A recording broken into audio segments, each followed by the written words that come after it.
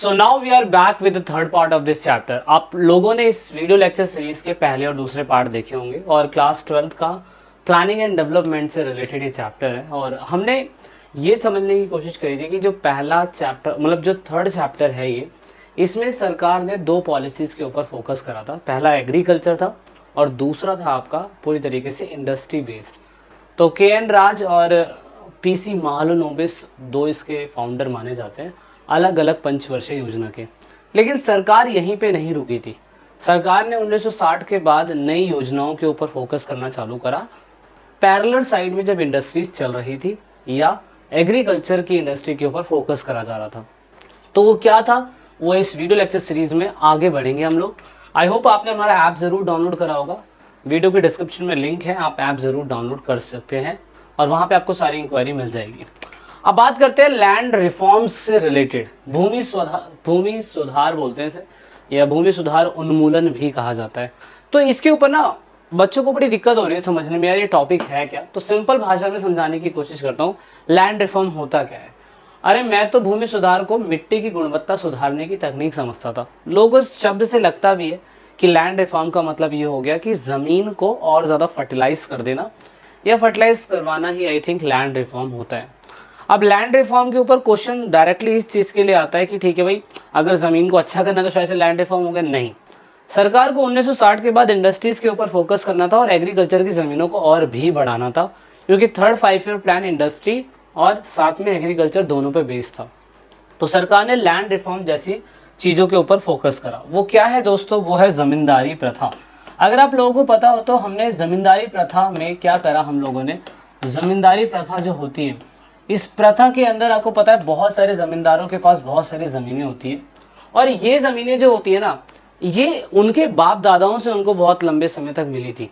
तो किसी पे 1000 गज, किसी पे 1000 किला, किसी पे गांव के गांव खेत होते थे। और बेचारे वहाँ पे ना अमीरों और गरीबों के बीच में क्या कहते हैं, बहुत ज़्यादा डिफ्रेंसिएशन हमें देखने को मिलना चालू हो गया। Differentiation on the basis of, आप क्या कह सकते हैं कि अमीर और गरीब। तो अमीर के पास हमेशा ज़मीनें रही और गरीबों के पास बेचारे जो लैंडलेस लेबर थे। अब सरकार को करना क्या था? सरकार को लैंड रिफॉर्म लेके आना था। सरकार ने अबॉलिश ऑफ जमींदारी सिस्टम करा। सरकार ने कहा कि यार ऐसा नहीं हो सकता कि बड़े बड़े जमींदार जो होते हैं वो अपने खेतों के ऊपर छोटे किसानों से काम करवाते हैं और उनसे पैसा वसूलते हैं, प्रॉफिट का सारा पार्ट अपने पास रख लेते हैं और सैलरी के नाम पर उन्हें कुछ भी नहीं देते। ये सेम फिलॉसफी रशिया वाली थी, जहाँ पे कार्ल मार्क्स कहता था कि प्राइवेट प्रॉपर्टी वाले फैक्ट्री बनाते हैं, उन पे बेचारे वो गांव में रहने वाले लोगों से काम करवाते हैं, कम वेजेस में ज़्यादातर काम करवाते हैं। तो ऐसी कंडीशन के अंदर जाके यही सेम चीज़ सरकार ने इंडिया में महसूस करी। सरकार ने कहा जमींदारी प्रथा खत्म होनी चाहिए और इसी से लैंड रिफॉर्म किया जा सकता है। अब जमींदारी प्रथा के अंदर इन लोगों ने क्या करा? Release land from land holders and redistribute among the landless peasant. जिन लोगों के पास जमीनें बहुत बड़ी मात्रा में थी उनसे जमीनें सरकार के द्वारा छीनी गई, आप कह सकते हो ली गई लीगल टेंडेंसी के द्वारा। और जिन लोगों के पास जमीनें नहीं थी, जिन किसानों के पास जमीनें नहीं थी, उन किसानों को ज़मीनें दी गई कि आप लोग भी खेती करो और खेती करके उपजाऊ बनाओ। और ऑफ कोर्स आप लोग जब खेती करेंगे तो भाई देश की अर्थव्यवस्था को ही फायदा होगा। तो इस हिसाब से reduce the role of land owners in the policy, in the politics, मतलब राजनीति में इस तरीके से ज़मींदारों की जो भूमिका थी वो कम हुई, ज़मीन का रीडिस्ट्रीब्यूशन हुआ। सरकार इसको समय समय पे करती रहती है।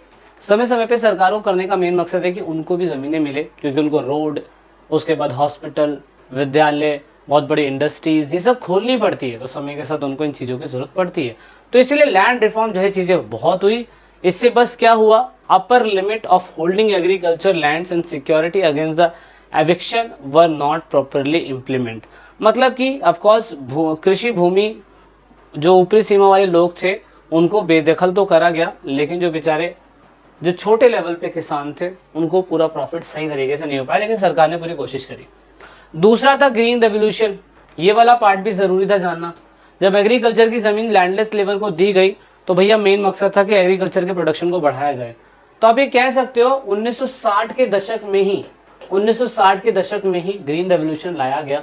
और ग्रीन रेवोल्यूशन लाने का मेन मकसद था कि पैदावार को बढ़ाना।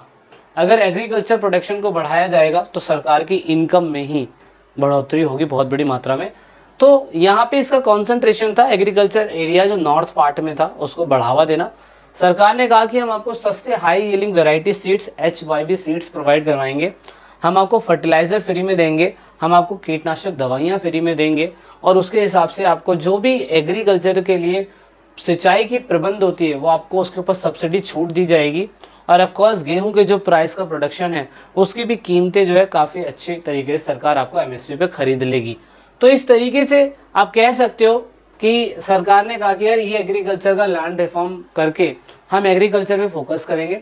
एग्रीकल्चर से फ़ायदा ये हुआ कि प्रोडक्शन बहुत बड़ी मात्रा में बढ़ा, तो जो हमें सामान बाहर से खरीदना पड़ता था वो सामान अब हमें बाहर बेचना पड़ गया, क्योंकि इतना ज़्यादा प्रोडक्शन हुआ। एक नारा आप लोगों ने सुना होगा, जय जवान जय किसान का नारा।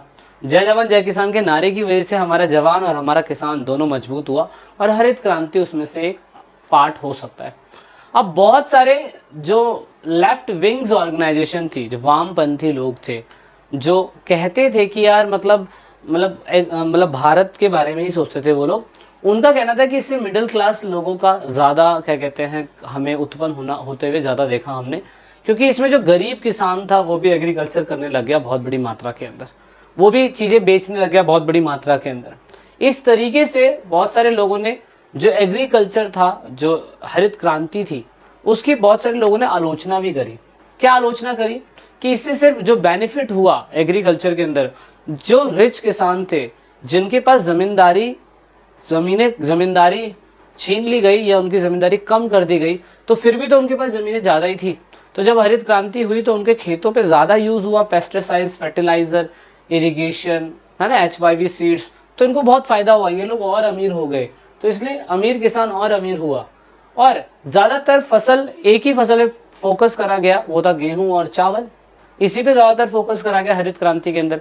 दूसरी फसलें ऑयल फसलें हैं या दूसरी जूट है फसल, ऐसी फसलों में फोकस ही नहीं करा गया जिन पे फोकस किया जाना चाहिए था। दूसरा था यहाँ पे कि सिर्फ पंजाब, हरियाणा और उत्तर प्रदेश की कुछ प्लेसेस जो थी यहाँ पर ही ज़्यादातर फोकस करा गया, जबकि साउथ के इलाके के अंदर तो इसका फोकस ही नहीं हुआ। तो ये एक लॉस था। तो पेपर के अंदर क्वेश्चन आता है कि हरित क्रांति क्या है, इसके फायदे क्या हुए, इसके नुकसान क्या हुए, आपको पता होना चाहिए। अब हरित क्रांति के अलावा दूसरी क्रांति भी हुई, और इस समय के साथ साथ आप कॉलेज में या कहीं और आपने पढ़ा भी होगा, black revolution, blue revolution, brown, golden fibre, green, grey, pink, red, round revolution भी हुआ था, इसे पोटैटो की एग्रीकल्चर बोलते हैं। सिल्वर एग का है, सिल्वर फाइबर कॉटन है। व्हाइट रेवोल्यूशन अभी आगे पढ़ाएंगे। येलो रेवोल्यूशन जो हमारी ऑयल सीड्स होती है उनसे रिलेटेड। तो ये सब रेवोल्यूशन आपको एक्स्ट्रा पढ़ना होगा। एक और रेवोल्यूशन किताब के अंदर पढ़ाया गया, व्हाइट रेवोल्यूशन। व्हाइट रेवोल्यूशन का सीन देखो कितना तगड़ा था। इंडिया के अंदर जो दूध होता था वो बाहर से मंगाना पड़ता था। जब दूध इन द सेंस दूध से बनी हुई चीजें, तो हमारे इंडिया के अंदर जर्सी भैंसें नहीं होती थी। तो देखो एक आम इंसान का पहले लाइफस्टाइल कैसा था, जिसके पास भैंसें होती थी या जिनके पास खेती नहीं थी, उन लोगों के पास यही प्रोसेस था। सुबह दूध निकालना, गाड़ी स्टार्ट करके, साइकिल स्टार्ट करके जाना और दूध को क्या कहते हैं बेच देना। ये प्रोसेस चलता था, जिसको खरीदना खरीद लो। तो पूरे दिन गृहिणी को दूध निकालना, उसके हस्बैंड को दूध बाल्टी में डाल के, डुल्लू में डाल के ले जाना और उसके बाद बेचना। अब इस प्रोसेस के अंदर कभी कभार दूध बिकता भी नहीं था, और दूध जो बिकने के बाद नहीं बिकता था तो सारा तो पी नहीं सकते, तो उन्हें फेंकना पड़ता था। तो ये इंडिया के अंदर बड़ा, पनीर भी बना लिया, माठा भी बना लिया, कुछ भी बना लिया। तो पहले अपने गाँव के अंदर सुना होगा कि लोग दूध दही से तो भरे रहते थे। आप पुराने टाइम में अपने गाँव के अंदर जाते तो ये सारी चीज़ें आपको मिलती थी। क्या आज की डेट में मिलती है? नहीं। रीज़न ये था कि इतने टाइम पीरियड के अंदर हमारे इंडिया के अंदर टेक्नोलॉजी बनी नहीं पाई। तो हमारे इंडिया के अंदर व्हाइट रेवोल्यूशन कहे जाने वाले डॉक्टर वर्गीस कुरियन एक फॉर्मूला लेके आते हैं। वो father of the white revolution माने जाते हैं, milk man of the India. इन्होंने एक अमूल बेस्ड एक कंपनी बनाई, इसका नाम आनंद था। इन्होंने एक पैटर्न बनाया कि जिससे ये जो व्हाइट रेवोल्यूशन है ना, इसको आगे बढ़ाया जा सकता है। तरीका क्या था? Amul taste of the India, Amul दूध पिता इंडिया, आपने सुना ही था। इन्होंने तरीका निकाला कि जो भी दूध बेचने वाला व्यक्ति है, वो व्यक्ति क्या करेगा, वो व्यक्ति पूरी तरीके से अपने जो भी दूध इकट्ठा करता है दिन भर के अंदर, उसे गली गली जाके बेचने की ज़रूरत नहीं है। उसके गांव के अंदर एक बूथ बनाया जाएगा जहाँ पे वो अपना दूध क्वालिटी के हिसाब से बेच सकता है।